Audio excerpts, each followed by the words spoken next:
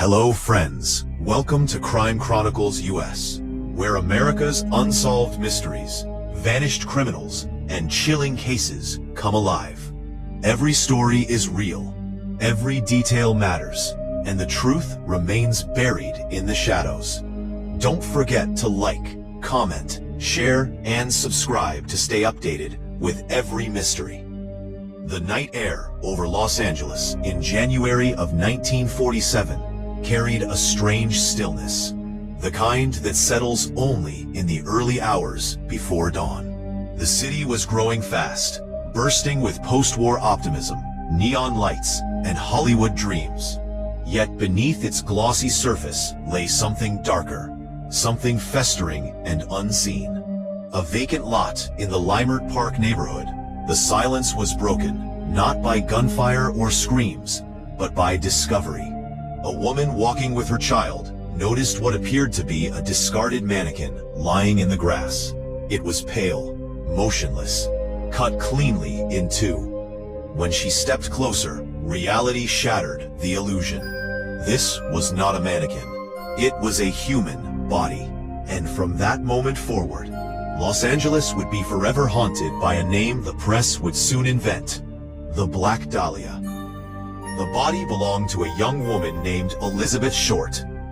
She was 22 years old. Her life had been brief, restless, and filled with longing for something more. Born in Massachusetts in 1924, Elizabeth grew up during the Great Depression, a time that shaped her early years with instability and uncertainty.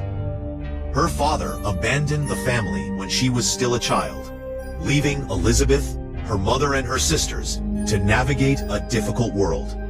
Even then, she dreamed of escape. She wanted glamour, success, and recognition. She wanted Hollywood. Elizabeth was described by those who knew her as strikingly beautiful, with dark hair, pale skin, and a soft voice that carried an air of mystery. She dressed carefully, often in black, which would later inspire the nickname that eclipsed her real name. But her life was not the glamorous story she hoped it would be. She moved frequently, drifting between cities, staying with friends, acquaintances, and sometimes men who promised opportunity but delivered little. She worked odd jobs, posed for photographs, and pursued acting roles that never materialized. To some, she was charming and gentle.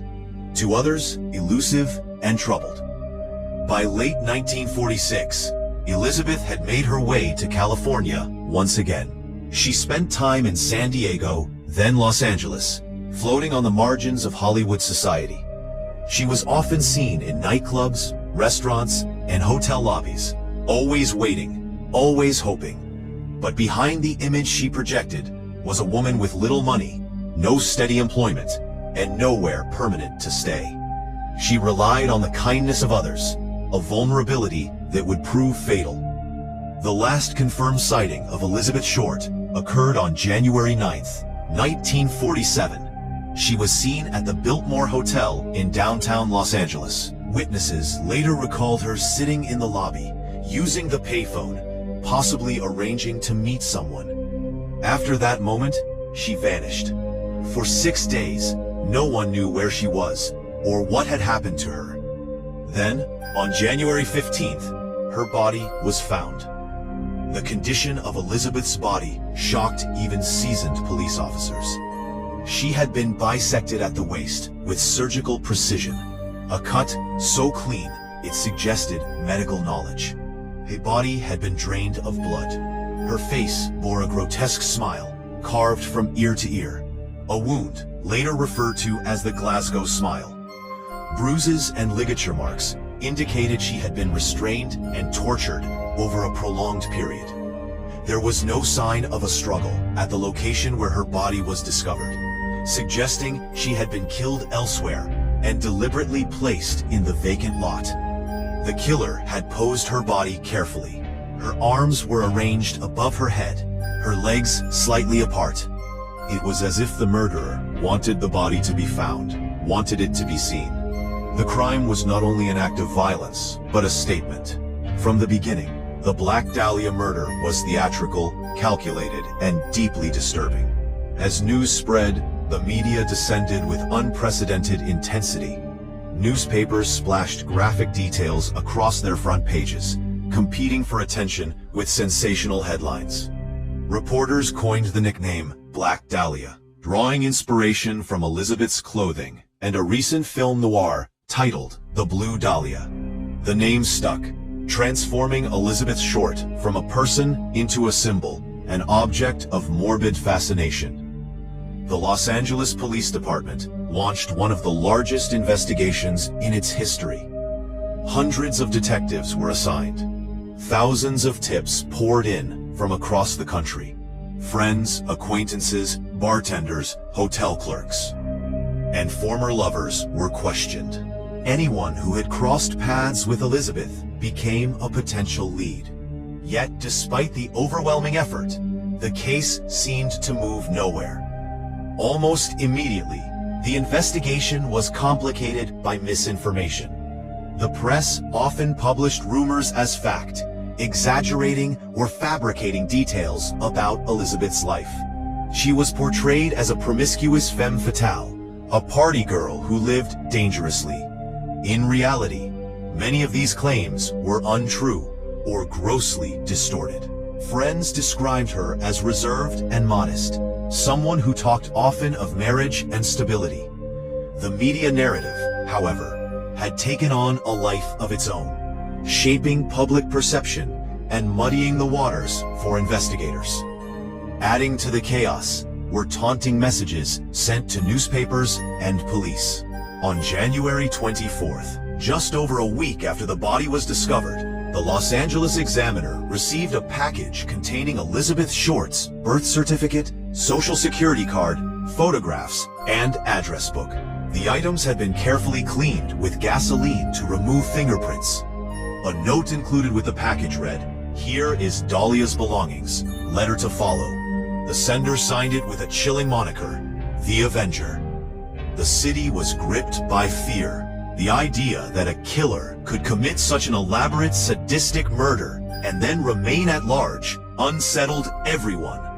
Women were warned not to walk alone at night. Parents kept their children closer. Hollywood's glitter felt dimmer, overshadowed by the realization that evil could exist so close to home. Investigators attempted to reconstruct Elizabeth's final days. They traced her movements, interviewed people she had stayed with, and examined her relationships. Some recalled her speaking of a mysterious man, someone she was supposed to meet. Others remembered arguments, moments of tension, hints of trouble. Yet nothing concrete emerged. Leads contradicted one another. Alibis fell apart. Suspects came and went. The autopsy revealed more horrifying details. Elizabeth had been alive for hours, possibly days, after the torture began. The cause of death was determined to be hemorrhaging and shock from the severe injuries. The precision of the cuts suggested the killer had experience with anatomy, possibly a surgeon, medical student, or butcher. This detail would fuel countless theories in the years to come. Despite the brutality of the crime, there was no sexual assault in the conventional sense, a fact that confused investigators and profilers alike. The murder seemed driven not by sexual gratification, but by control, domination, and exhibition. The posing of the body, the communication with the press, and the care taken to remove evidence all pointed to a killer who wanted attention and power. As weeks turned into months, the case grew colder. Suspects were cleared or simply disappeared. Evidence was lost, mishandled, or contaminated. Internal conflicts within the LAPD hindered progress, as did political pressure and media scrutiny. The investigation became less about justice and more about damage control. Elizabeth Short was buried in Oakland, far from the city that had consumed her in death. Her mother learned of her daughter's fate through the press, initially told that Elizabeth had won a beauty contest before the truth was revealed. It was a cruel deception, one of many injustices surrounding the case. Yet the Black Dahlia murder refused to fade into obscurity. It lingered in the collective imagination, resurfacing again and again through books, films, and theories. Each generation seemed compelled to reopen the wound, searching for answers that had eluded the original investigators. The question remained, haunting and unresolved. Who killed Elizabeth Short, and why? As the years passed, new suspects would emerge, some more convincing than others. Confessions would be offered, then recanted. Files would be rediscovered, and old witnesses would speak for the first time. The case would become a labyrinth of half-truths and speculation, where fact and fiction blurred beyond recognition. But at the heart of it all was a young woman who came to Hollywood chasing a dream and met a nightmare instead. Elizabeth Short was more than the Black Dahlia. She was a daughter, a sister, a hopeful soul in a city that promised everything and delivered cruelty. And somewhere, hidden beneath decades of rumor and myth, the truth still waited. The story was far from over. In the years following Elizabeth Short's murder, the Black Dahlia case took on a life of its own, evolving from an unsolved crime into a dark American legend. The investigation officially remained open, but momentum had long since vanished. Detectives rotated off the case, evidence gathered dust, and leads that once seemed promising dissolved with time. What remained was a growing list of suspects, theories, and unanswered questions that would haunt Los Angeles for decades. One of the earliest challenges faced by investigators was the sheer volume of false confessions. Dozens of people, many of them mentally unstable or seeking attention, claimed responsibility for the murder. Some provided lurid details, lifted directly from newspaper reports. Others seemed genuinely convinced of their guilt, despite clear contradictions. Each confession consumed time and resources, pulling detectives further away from viable leads. The killer, if still alive, remained silent. The more serious suspects was Dr. George Hodel, a wealthy physician with connections to Hollywood's elite. Hodel lived less than a mile from where Elizabeth's body was discovered, and his background in medicine aligned disturbingly well with the precision of the murder. He was investigated at the time, and his home was even secretly bugged by police. On the recordings, Hodel was heard making cryptic statements, including one chilling remark: "Suppose I did kill the Black Dahlia. They couldn't prove it now." Despite this, no charges were ever filed. Lack of physical evidence and internal resistance within the department allowed Hodel to walk free.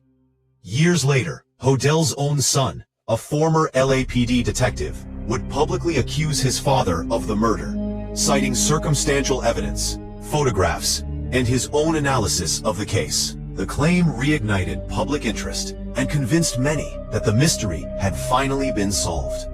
Yet even this theory remained unproven, challenged by skeptics who argued that the evidence, while compelling, fell short of certainty. Other suspects emerged over time: a mortician with a criminal record, a nightclub owner with ties to organized crime, a medical student rumored to have violent tendencies. Each theory had its supporters and detractors. Each promised clarity, but delivered doubt. The deeper researchers dug, the more tangled the case became. Evidence had been lost. Witnesses had died. Memories had faded or been reshaped by decades of retelling. What complicated matters further was the realization that Elizabeth Short herself had been misunderstood from the beginning. As historians and biographers revisited her life, a clearer picture emerged. One starkly different from the tabloid caricature. Elizabeth was not the reckless seductress the press portrayed. She was careful, often cautious, and deeply affected by loneliness. She wrote letters to her mother filled with optimism, even when she was struggling. She spoke of settling down, of finding love, of building a future. Her dreams were ordinary. Her fate was not. The media frenzy that followed her death had consequences far beyond the case itself. It reshaped how violent crime was reported, pushing boundaries of sensationalism that would become commonplace in later decades. Graphic details were printed without restraint. Elizabeth's body became an object of spectacle rather than a victim deserving dignity. In death, she was consumed by the same Hollywood machine she had hoped would make her famous in life. As time marched on, the Black Dahlia murder became embedded in popular culture. Novels reimagined the crime. Films dramatized it. Artists, musicians, and writers drew inspiration from its darkness. Each retelling added another layer of myth, further obscuring the truth. The line between reality and fiction blurred, until even the most dedicated researchers struggled to separate fact from invention. Yet beneath all the theories and dramatizations lay a simple, painful reality. A young woman was brutally murdered, and justice was never served. The killer was never named in a courtroom. No family received closure. No final explanation brought peace. The city moved on, but the wound never fully healed. Elizabeth Short's grave bears a modest marker, far removed from the infamy her death generated. Visitors still come, leaving flowers, notes, and whispered apologies. Some say they are sorry for what she endured. Others promise they will not forget her. In these quiet moments, stripped of headlines and speculation, Elizabeth is remembered not as the Black Dahlia, but as a human being. The Black Dahlia murder remains officially unsolved. Files remain open. Theories continue to circulate. Perhaps someday, a forgotten piece of evidence will surface, or a long-buried confession will come to light. Or perhaps, the truth has already been lost to time, buried alongside those who carried it to their graves. What endures is the story's power. A cautionary tale of ambition, exploitation, violence, and the cost of turning tragedy into spectacle. Los Angeles has changed beyond recognition since 1947, but the shadow of the Black Dahlia still lingers, a reminder that even in a city built on dreams, nightmares can take root. Elizabeth Short came to Hollywood seeking a future. Instead, she became a mystery. And until the truth is known, her story will remain unfinished in the one way that matters most, without justice. So friends, if you enjoyed this video, then don't forget to like, comment, share, and subscribe to Crime Chronicles US for more chilling, unsolved mysteries from across America. Stay curious, and we'll see you in the next story.